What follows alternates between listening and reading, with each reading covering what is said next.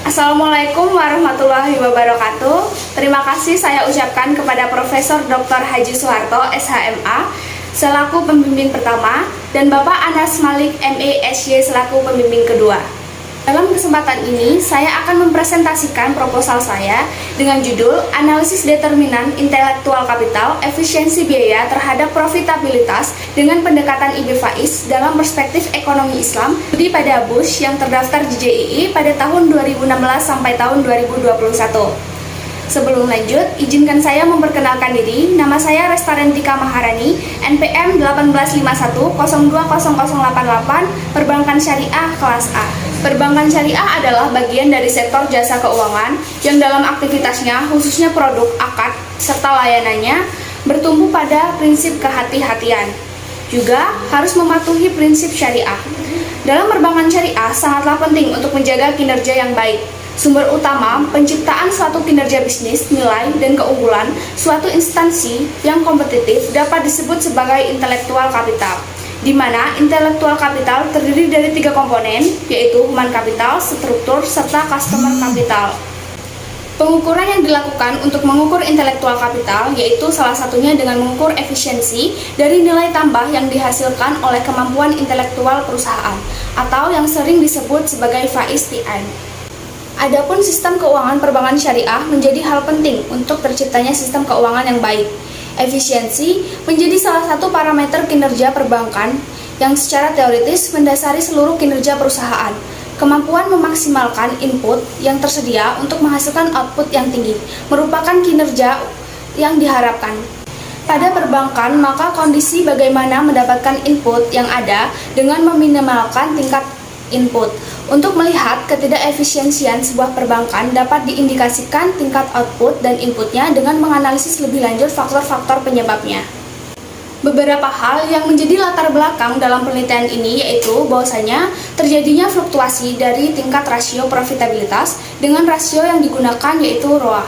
Hal tersebut dapat memberikan dampak pada bank syariah itu sendiri, baik dari segi kesehatan bank atau efisiensinya. Selain itu, yaitu adanya gap penelitian atau ketidaksamaan hasil penelitian yang ada, seperti pada penelitian yang dilakukan oleh Dwi Yulia Rahayu, Tuti Kurniati, serta Sri Wahyuni pada tahun 2020, menyatakan bahwasanya variabel intelektual kapital tidak berpengaruh terhadap profitabilitas yang diukur menggunakan rasio return on asset.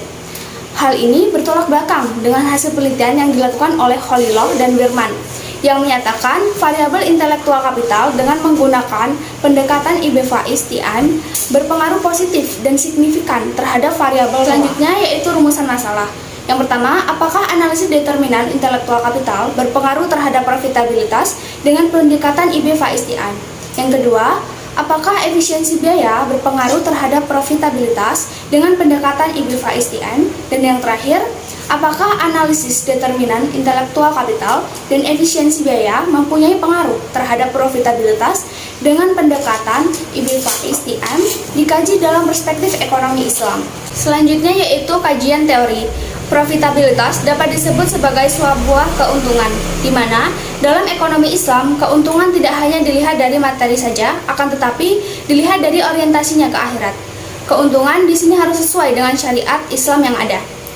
Kemudian, green theory yang digunakan dalam penelitian ini salah satunya yaitu RBT atau Result Based Theory yang menyebutkan apabila perusahaan punya keunggulan kompetitif, maka perusahaan dapat menghasilkan keuntungan yang baik, di mana keunggulan ini dapat berupa aset terwujud atau tidak terwujud. Dan dalam penelitian ini sektornya yaitu intelektual kapital dan efisiensi biaya. Yang terakhir yaitu metode penelitian. Dalam penelitian ini sendiri yaitu menggunakan metode kuantitatif, di mana dia menggunakan angka-angka, pengolahan statistik, serta pengukuran atau pencobaan terkontrol.